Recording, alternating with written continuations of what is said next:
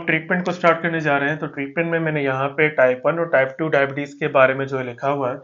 अच्छा, टाइप 1 पहले हम पढ़ लेते हैं कि टाइप 1 में जो है हम कौन सी मेडिकेशंस को जो है हम यूज करते हैं। अच्छा देखें, टाइप 1 में बेसिकली इंसुलिन जो है वो नहीं बनती ना, इंसुलिन नहीं बनती, तो फिर यहाँ पे हम जो है वो इंसुलिन को ही हम यूज करेंगे ताकि जो है हम डायबिटीज के जो सिम्टम्स हैं उसको जो है हम कवर कर सकें। ठीक है। अच्छा देखें, यहाँ पे इंसुलिन की टाइप है, रैपिड एक्टिंग इंसुलिन जो है वो कौन सी है। यहाँ पे दो जो है वो इंसुलिन है। एक तो जो है उसका नाम क्या है, लिस्प्रो, और दूसरी का जो नाम है वो है एस्पार्ट।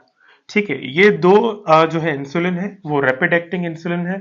ये आपके एग्जाम्स में जो है वो पूछी जाती है कि रैपिड एक्टिंग जो है इंसुलिन कौन सी है, तो फिर आप ये जो है वो लिस्प्रो एस्पार्ट को जो है वो टिक कर सकते हैं। अच्छा, इनकी पीक क्या है, हम देखना चाह रहे हैं कि जो जितनी भी यहाँ पे मैं इंसुलिन आपको बताने जा रहा हूँ अभी, तो उसमें पीक क्या होती है कि ये जब हम जो है वो लिस्प्रो एस्पार्ट को हम जब ये इंजेस्ट कर रहे होते हैं, तो फिर हम इसको क्या देख के इसकी क्या प्रॉपर्टीज हैं कि इसकी पीक क्या है, इसकी ड्यूरेशन क्या है, इसका पर्पस क्या है देने का, तो फिर हम जो है वो पहले देख के जो है वो उस पेशेंट को जो है हम रेफर करते हैं। ठीक है। अच्छा, पहली बात देखें, इन दोनों की जो पीक है, मतलब कि ये पीक लेवल पे जो जब बॉडी पे जो जो काम करती हैं उसके बाद फिर ये ड्यूरेशन, ड्यूरेशन मतलब इनकी जो है वो कितनी है कि बॉडी में कितने टाइम तक ये सरवाइव कर सकती हैं या कितनी देर तक ये रह सकती हैं, और इनकी पीक लेवल क्या है कि कितने टाइम तक ये अच्छा सा जो है वो काम कर सकती हैं ताकि वो ग्लूकोज जो है वो कम आ जाए, फिर आस्ता आस्ता जो है उसकी कैपेसिटी जो है वो कम होती जाएगी और उसकी फिर आराम से जो है वो ये डिग्रेड हो जाएगी। ठीक है, बॉडी में। अच्छा देखें, पीक इसकी जो लेवल है ना वो जस्ट 1 आवर है। क्या है, जस्ट 1 आवर। इसकी पीक लेवल क्या है, जस्ट 1 आवर है। और इसकी जो ड्यूरेशन है वो ड्यूरेशन एटलीस्ट 3 to 4 आवर्स है। ठीक है। रैपिड एक्टिंग की जो पीक लेवल है जिसमें ये बहुत ज्यादा जो एफिशिएंटली काम करती है वो 1 आवर है, और ड्यूरेशन इसकी 3 to 4 आवर्स है। और पर्पस क्या है इसका, पर्पस बेसिकली हम इसको जो है वो एज अ प्रांडियल इंसुलिन के लिए हम यूज करते हैं। इट मींस कि आप इसको जो है वो, आप इसको क्या कर सकते हैं, आप इसको जो है वो खाने से पहले या फिर खाने के बाद या फिर ड्यूरिंग मील के दौरान जो है आप इसको जो है वो दे सकते हैं, ताकि जो है वो हम बेहतर जो है वो रिजल्ट्स आपको जो है वो मिले। पेशेंट जो भी ईट कर रहा है, आया कि वो आ, उसमें बहुत ज़्यादा कार्बोहाइड्रेट्स कम है, बहुत ज़्यादा शुगर लेवल जो है बहुत कम है, या फिर शुगर है ही नहीं, क्योंकि शुगर तो थोड़ी सी जो है वो जो है वो इंक्रीज तो होती है। ठीक है। तो उसके दौरान हम मील्स के दौरान हम क्या कहते हैं कि वो अब जो है वो रैपिड एक्टिंग इंसुलिन जो है वो ले सकता है। ठीक है। अच्छा, दूसरी बात, short acting insulin. Short acting insulin में हमारी जो इंसुलिन आती है वो आती है रेगुलर इंसुलिन। कौन सी आती है, रेगुलर इंसुलिन। अच्छा, रेगुलर इंसुलिन का जो पीक टाइम है वो क्या है, इसका पीक टाइम जो है ना वो 2 to 3 आवर्स है। कितना है, पीक टाइम इसका 2 to 3 आवर्स है। और इसकी ड्यूरेशन क्या है, 4 to 6 आवर्स है। आप ये नोट डाउन करते जाएं, क्योंकि आई डोंट नो कि पीक और ड्यूरेशन के बारे में ये लोग पूछते हैं ड्यूरिंग एग्जाम्स या नहीं, मगर हमसे जो है वो इनके नाम वगैरह जो है वो पूछे गए थे, इनके पर्पस वगैरह जो है वो पूछे गए थे। ठीक है। अच्छा, ये रेगुलर इंसुलिन का पर्पस क्या है, हम किस जो है वो पर्पस कौन सी जो है वो मजबूरी में हम जो ये रेगुलर इंसुलिन देते हैं, तो याद रखें ये सिर्फ और सिर्फ हाइपो जो है वो sorry hyperglycaemic, hyperglycaemic states में जो है हम इनको हम देते हैं। तो ये हम जो है वो इंसुलिन इन्फ्यूजन हम देते हैं हाइपरग्लाइसेमिक स्टेट्स के दौरान। ठीक है। अच्छा, फिर हम आते हैं इंटरमीडिएट एक्टिंग पे। इंटरमीडिएट एक्टिंग पे हमारी कौन सी इंसुलिन है, एनपीएच। इसका पूरा नाम है न्यूट्रल प्रोटामीन हैड्रॉन, इसका नाम है। तो इसकी पीक आवर्स जो है इसके क्या है, इसके पीक आवर्स है 6 to 10 आवर्स। ठीक है। और इसकी ड्यूरेशन क्या है, 10 to 16 आवर्स। ठीक है। और इसका पर्पस क्या है, ये पर्पस जो है इसका, ये बेजल इंसुलिन है, फॉर बेजल बोलस स्कीम। ठीक है, यहाँ पे जगह नहीं है तो मैं नहीं लिख पा रहा। बेजल इंसुलिन है और बेजल बोलस स्कीम के जो है वो तौर पे जो है वो ये दी जाती है। अच्छा, लॉन्ग एक्टिंग इंसुलिन में जो है हमारी कौन सी जो है वो इंसुलिन आती हैं? लॉन्ग एक्टिंग इंसुलिन में हमारे पास जो है दो हैं अपनी। एक तो हमारे पास जो है वो आ, आपको एक शॉर्ट फॉर्म जो है वो उसका बताता हूँ। इसका शॉर्ट फॉर्म आप इस तरह से जो है वो कंसीडर करें कि लॉन्ग एक्टिंग में हमें पता नहीं चलता, लॉन्ग से आप जो है वो कंसीडर करें कि लॉन्ग ड्यूरेशन, ठीक है। सो लॉन्ग या फिर लार्ज, ठीक है। सो एक आपकी ये है गिलार्जीन, ठीक है, गिलार जीन। सो लार्ज आ रहा है आपका, तो दैट मीन्स कि आपकी लॉन्ग एक्टिंग है, ठीक है। और दूसरी जो है आपकी डेट्रामेर है। दूसरी आपकी क्या है? डेट्रामेर, ठीक है। अच्छा, इसकी पीक जो है वो क्या है? There will be no peak. इसकी कोई पीक नहीं है, क्योंकि ये आपकी जो है वो एंटायर 24 आवर्स के लिए जो है वो ये आपकी बॉडी में मौजूद होती है। फिर उसके बाद जो है आपकी ये डिग्रेड होना शुरू हो जाती है, ठीक है। और पर्पस क्या है? सेम है, basal insulin, for basal bolus scheme, ठीक है। अच्छा, ये आप जो है जस्ट एक एमसीक्यूज की तरह आप इनको जो है वो याद कर सकते हैं। टाइप 1 डायबिटीज में आप इनको जो है वो दे सकते हैं। अच्छा, उसके बाद फिर हम आते हैं बेसल बोलस रेजिमेन पे। बेसल बोलस रेजिमेन हम किस तरह से जो है वो इनको कंसीडर करें? ये सारी जो हमने ड्रग्स आपको बताई, इनके नाम बताए, हम इनको किस तरह से जो है वो पेशेंट को जो है वो प्रोवाइड करें, प्रिस्क्राइब करें। सो यहाँ पे एक जो है वो लॉजिक है, वो क्या है कि बेसल बोलस रेजिमेन का क्या है, आप 0.5 से जो है ना मल्टीप्लाई करें वेट को, ठीक है। 0.5 से जो मल्टीप्लाई करें आप वेट को, कोई भी पेशेंट का जो है वो वेट हो, उससे आप जो है वो 0.5 से जो है मल्टीप्लाई करें। जो भी आपका टोटल डोज जो है वो आपको बनता है, क्या बनता है? टोटल डोज ऑफ इंसुलिन जो भी आपका बनता है, ठीक है। टोटल डोज ऑफ इंसुलिन जो भी आपका बनता है, उसको आप क्या करें, टोटल डोज को आप हाफ कर दें, ठीक है। टोटल डोज को आप क्या करेंगे? हाफ कर देंगे। अब हाफ कर देंगे तो आपके पास एक और आपकी जो है वो इंसुलिन आ जाएगी। एक तो आप दोनों हिस्सों में जो है उसको डिवाइड कर दिया है, तो एक आपकी जो है वो ग्लार्जिन आती है, ठीक है। और दूसरी आपकी जो है वो कोई सी भी आप ले सकते हैं, रैपिड एक्टिंग लिस्प्रो आप ले सकते हैं यहाँ पे, ठीक है। लिस्प्रो आपने जो है वो यहाँ पे पिक किया। अब देखिए, मैंने दो इंसुलिन को जो है यहाँ पे रख दिया। अब देखिए, ग्लार्जिन का तो मैंने आपको बताया कि 24 आवर्स है। अब दैट मीन्स कि अगर आप टोटल डोज ऑफ इंसुलिन को दो जो है हिस्सों में डिवाइड करेंगे, तो इट मीन्स 24 आवर्स को आप अगर 2 से डिवाइड करेंगे, तो आपके पास जो है वो कितनी वैल्यू बच जाएगी? आपके पास ये इसका डोज जो है वो भी क्या हो जाएगा? हाफ हो जाएगा। अगर हाफ होगा तो दैट मीन्स आपके पास जो पीक आएगी ना, जो आपके पास ड्यूरेशन आएगी इसकी, वो क्या आएगी? 12 आवर्स के लिए, ठीक है। सो 12 आवर्स तक, फ्रॉम दी आफ्टरनून 12 से 12 PM से लेके 12 AM तक, रात तक 12 घंटों तक आपको पास ये जो है वो कवर कर देगी आपकी जो है वो कंडीशन को, ठीक है। और दूसरी हम लिस्प्रो हम क्यों दे रहे हैं? लिस्प्रो हम जो है वो दे रहे हैं रैपिड एक्टिंग। ये तो आपकी टोटल ओवरऑल जो है वो कवर कर रही है, मगर लिस्प्रो जो है ड्यूरिंग आफ्टर मील, जो मैंने आपको बताई प्रांडियल इंसुलिन है, ये आपकी जो है वो इनमें 3 डोजेस के हिसाब से आप इसको जो है वो डिवाइड कर सकते हैं, ठीक है। 3 डोजेस के हिसाब से, 3 मील्स हैं आपकी, तो 3 डोजेस के हिसाब से जो है डिवाइड करेंगे। मिसाल के तौर पे कैसे, कि मॉर्निंग है, इवनिंग है, और sorry morning, afternoon and then जो है वो आपके पास जो है वो नाइट है। इट मीन ब्रेकफास्ट, आपके पास लंच है, और उसके बाद जो है वो डिनर है। तो 3 मील्स हैं आपके पास, तो 3 मील्स के हिसाब से आप किस तरह से इसको जो है वो डिवाइड करेंगे? फॉर सपोज कि इसके हम यूनिट्स बनाना चाहें, यूनिट्स, ठीक है। तो अगर मिसाल के तौर पे ये 12 यूनिट्स हैं, ठीक है, 12 यूनिट्स। और अगर हम 12 यूनिट्स को 3 से जो है वो डिवाइड करेंगे, 3 मील्स हैं, तो 3 4 ज़ा 12। सो 4 आपके पास जो है वो क्या आ जाएंगे? यूनिट्स आ जाएंगे। सो 4 यूनिट्स आप जो है वो पर मील के हिसाब से आप जो है वो यूज कर सकते हैं। तो मॉर्निंग में ब्रेकफास्ट के दौरान जो है 4 यूनिट्स आप दें, लंच के दौरान आप 4 यूनिट्स आप दें, फिर डिनर के दौरान आप जो 4 यूनिट्स आप दें, ठीक है।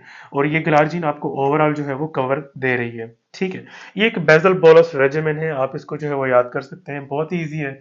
अच्छा, अब हम आते हैं टाइप 2 डायबिटीज मेलाइटस में। टाइप 2 डायबिटीज मेलाइटस को स्टार्ट करने से पहले यहाँ पे एक चीज है जो समझनी बहुत ज्यादा जरूरी है। अच्छा, यहाँ पे देखें, ये एक मैंने टर्म लिखा हुआ है सीवीडी वाला ना, तो यहाँ पे बहुत सारी जो है वो कंडीशंस आ जाती हैं, जैसे कि एथेरोस्क्लेरोसिस आ जाती है, हार्ट फेलियर आ जाता है, स्ट्रोक आ जाता है, और आपकी सेरेब्रोवास्कुलर जो है वो डिजीज, मैंने आपको बताया स्ट्रोक वगैरह, वो आ जाती हैं।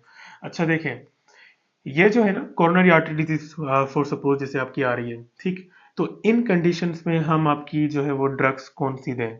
इन कंडीशंस में आप जो है वो ड्रग्स दे सकते हैं कौन सी? GLP-1, GLP-1 एगोनिस्ट,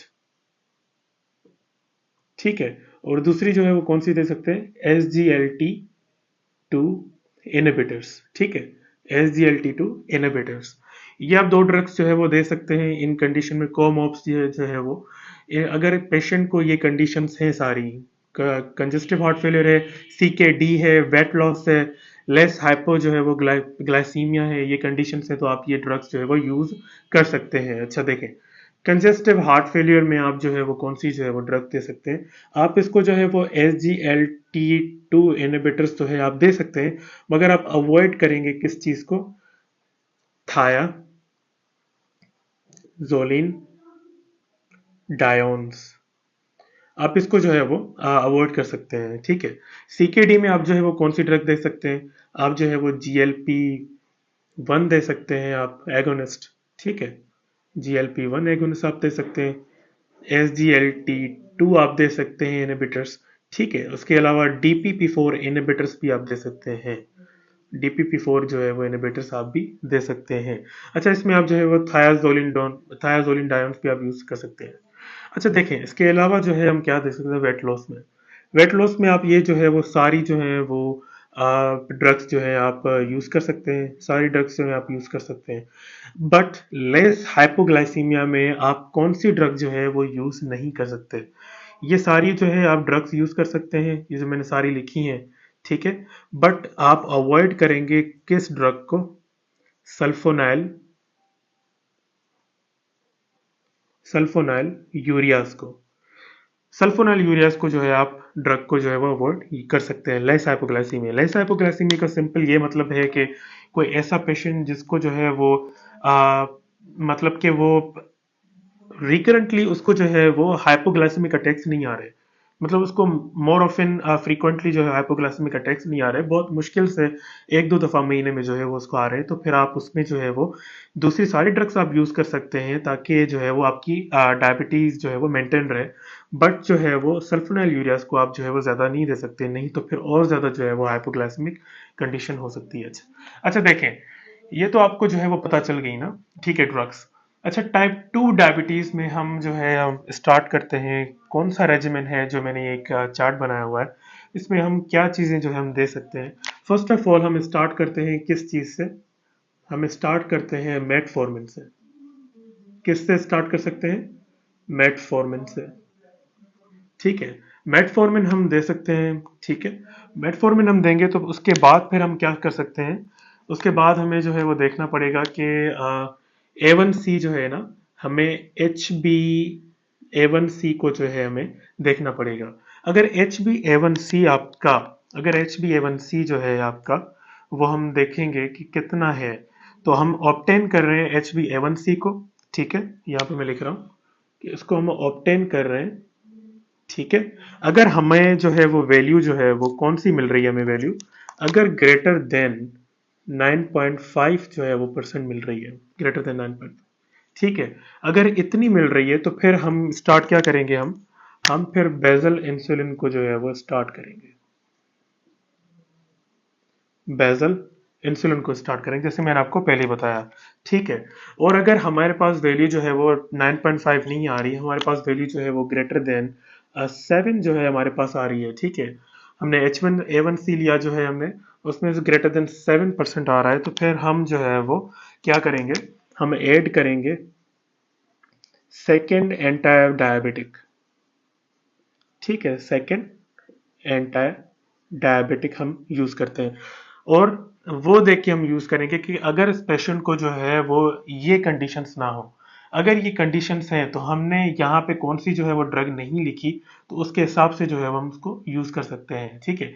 तो अगर हमारे पास जो है वो ये ड्रग मतलब कि ये कंडीशंस हैं, ठीक है, हार्ट अटैक से दूसरी कंडीशंस हैं जो कि CVD में आ रही हैं, तो उसकी बुनियाद पे तो हम हमारे पास कौन से ऑप्शन है? GLP-1 एगोनिस्ट है और SGLT2 इनहिबिटर्स है। तो फिर हम सेकंड जो है ना GLP-1 यहाँ पे जो है हम यूज कर सकते हैं, ठीक है। अगर ये कंडीशंस हैं तो, ठीक है, अगर ये कंडीशंस हैं तो, नहीं तो फिर आप नॉर्मली ये यूज कर सकते हैं। ठीक। अगर उसके बाद भी अगर आपका जो है वहाँ पे आपने जो है वो फिर से जो है वो ऑब्टेन किया HbA1c, ठीक है, HbA1c आपने जो है वो ऑब्टेन कर लिया, और अगर आपके पास फिर भी जो है वो ग्रेटर देन 9.5 जो है वो परसेंटेज आ रही है, ग्रेटर देन 9.5 जो है वो आगे A1C जो है वो आ रही है, तो दैट मीन्स आपको फिर जो है वो क्या करनी यूज पड़ जाएगी, बेजल इंसुलिन यूज करनी पड़ जाएगी आपको। ठीक है। अच्छा देखें, अगर हमारे पास A1C 9.5 नहीं आ रहा, और अगर जो है A1C हमारे पास फिर से जो है वो सॉरी फिर से जो है वो आपका 7% जो है वो आ रहा है, सेम वही आ रहा है, सेकेंड एंटायर डायबिटिक हमने यूज की, हमने HbA1c लिया, हमारे पास अगर ये चार्ट यहां पर जा रहा है 9.5 तक जा रहा है, तो फिर हम बेजल इंसुलिन यूज करेंगे। अगर नहीं, अगर फिर से हमारे पास 7 पहले थी और फिर से 7 मिल रही है, तो फिर हम थर्ड एंटीबायोटिक जो हम यूज कर सकते हैं, सॉरी एंटी डायबिटिक। ठीक है, थर्ड जो है हम एंटी डायबिटिक हम यूज कर सकते हैं। थर्ड एंटी डायबिटिक जो है वो अकॉर्डिंग टू द कोमोबिडिटी गोल हमारे पास ट्रीटमेंट क्या ऑप्शन अवेलेबल है, फिर हम देखेंगे। पेशेंट को हम रूल आउट करेंगे कि ये उनके पास ये उनकी जो है वो कंडीशंस ना हो, अगर हैं तो अकॉर्डिंगली जो है हम यूज कर सकते हैं। जैसे कि मैंने आपको बताया कि अगर फॉर सपोज के हम ये कहें कि उसको CHF है, तो हम थर्ड एंटी डायबिटिक जो है वो कौन सी है, SGLT2 इनहिबिटर, तो फिर हम थायाजोलिन डायोन्स को जो है हम अवॉइड करेंगे। ठीक है, यहाँ पे ये हम कभी भी नहीं देंगे। ठीक है, सो ये कंडीशन है आपकी SGLT2 इनहिबिटर्स, तो यहाँ पे हम SGLT2 इनहिबिटर्स हम दे सकते हैं थर्ड एंटी डायबिटिक ड्रग को। ठीक है, उसके बाद भी हमारे पास जो है फिर से HbA1c हमने ऑब्टेन किया। ठीक है, हमने ऑब्टेन किया, तो फिर भी हमारे पास अगर जो है वो ग्रेटर देन 9.5% जो है हमारे पास वैल्यू आ रही है, तो दैट मीन्स फिर हमारे पास जो है हमें किसको जो है वो प्रेफर करना पड़ जाएगा, हमें जो है वो बेजल इंसुलिन को जो है हमें प्रेफर करना पड़ जाएगा। लास्ट ऑप्शन हमारे पास यही है। ठीक है, लास्ट ऑप्शन हमारे पास बेजल इंसुलिन ही है। अगर हमारे पास जो है वो एंटी डायबिटिक्स जो है वो ड्रग्स हमारे पास यूजफुल नहीं हो रही, तो लास्ट ऑप्शन हमारे पास बेजल इंसुलिन ही है। ठीक है, सो ये आपकी जो है वो टाइप 2 डायबिटीज की जो है वो ट्रीटमेंट थी, उसका जो है वो लॉजिक था, ये सारी जो मैंने आपको समझा ली। अच्छा, एक लास्ट हमारे पास एक जो है वो कॉम्प्लिकेशंस की जो है वो ट्रीटमेंट आ दी, क्योंकि मैंने आपको कॉम्प्लिकेशंस तो पहले आपको बता दी थी, तो कॉम्प्लिकेशंस में हमें जो है वो कौन सी चीजें वो कवर करनी चाहिए। देखें, ये जो सारी ड्रग्स थी ये डायबिटीज की थी, ये डायबिटीज को ही कवर करेंगी, ग्लूकोज को ही जो है वो कवर करेंगी। ठीक है, यहाँ पे जो जो डायबिटीज की बुनियाद पे दूसरी कॉम्प्लिकेशंस हो रही हैं हमें, जो हो रही हैं, जो कि जिसमें हम डायबिटीज के जो ड्रग्स हैं हमारे, वो यूजफुल नहीं है, वो सिर्फ एक कंडीशन के लिए यूजफुल है। तो दूसरी जो कंडीशंस डायबिटीज की वजह से हो गई हैं, तो उनको हम कैसे प्रिवेंट करें ताकि वो हमें तकलीफ ना दें। तो उसकी बुनियाद पे अगर एथेरोस्क्लेरोसिस जो है वो ज्यादा डेवलप हो गई है, तो स्टेटिन हम थेरेपी हम देते हैं। ठीक है, ये मोस्टली जो है वो पूछा जाता है प्लेब के MCQs में जो है वो पूछा जाता है। आप 1700 MCQs जो है ना, आप उनमें से दे सकते हैं, तो स्टेटिन थेरेपी जो है वहां पे लिखी हुई है। ठीक है, स्टेटिन थेरेपी ये ऐसे है फॉर प्राइमरी प्रिवेंशन, और अगर रेटिनोथेरेपी है तो लेजर फोटो कोagulation करेंगे, और VEGF जो है 1 जो है वो प्रोलिफरेटिव टाइप जो डायबिटीज होती है उसमें जो है हम यूज कर सकते हैं। ठीक है, और एनुअली हम जो है वो इसका चेकअप कर सकते हैं आईज का, ताकि हम देख सकें कि आईज में कितना जो है वो कैटरेक्ट बन चुका है, कितना नहीं बन चुका है, अभी कितनी जो है वो मुद्दत बाकी है कि वो बनना शुरू हुआ है, या फिर कब तक जो है वो बन जाएगा, मैच्योर हो जाएगा। ठीक है, सो न्यूरोपैथी में हम जो है वो अलग से कौन सी दे सकते हैं, गाबापेंटिन या प्रीगैबलिन वर्सेस TCS और एसएनआरआईज। ठीक है, सो हम ये जो है वो ड्रग्स जो है हम यूज कर सकते हैं। इसके अलावा नेफ्रोपैथी जो है हम कौन सी ड्रग्स यूज कर सकते हैं, एक तो हम एस इनहिबिटर्स यूज कर सकते हैं, दूसरे ARBs for the protein urea और हाइपरटेंशन। ठीक है, सो ये आप जो है वो आप लिख सकते हैं, क्योंकि ये बहुत ही ज्यादा जो है वो बहुत ही ज्यादा क्या है, इम्पोर्टेंट है। ठीक है, आपके MLE और जो है वो प्लेब के MCQs के लिए बहुत ही ज्यादा जो है वो सफिशिएंट है, बहुत ही ज्यादा इम्पोर्टेंट है। अच्छा, मेरे ख्याल से आप लोगों को जो है वो इतना तो समझ में आ गया होगा, ये सारी जो है वो ड्रग्स के नाम्स और कंडीशंस, अकॉर्डिंगली जो है वो ट्रीटमेंट आप किस तरह से जो है वो दे सकते हैं। सो मेरे ख्याल से आपको सारा डायबिटीज का जो है वो टॉपिक समझ में आ गया होगा। तो मिलते हैं हम नेक्स्ट वीडियो में, तब तक के लिए आप कोई भी जो है वो कंफ्यूजन है डायबिटीज़ के पूरे टॉपिक में, आप मुझसे पूछ सकते हैं कमेंट्स में। Thank you so much.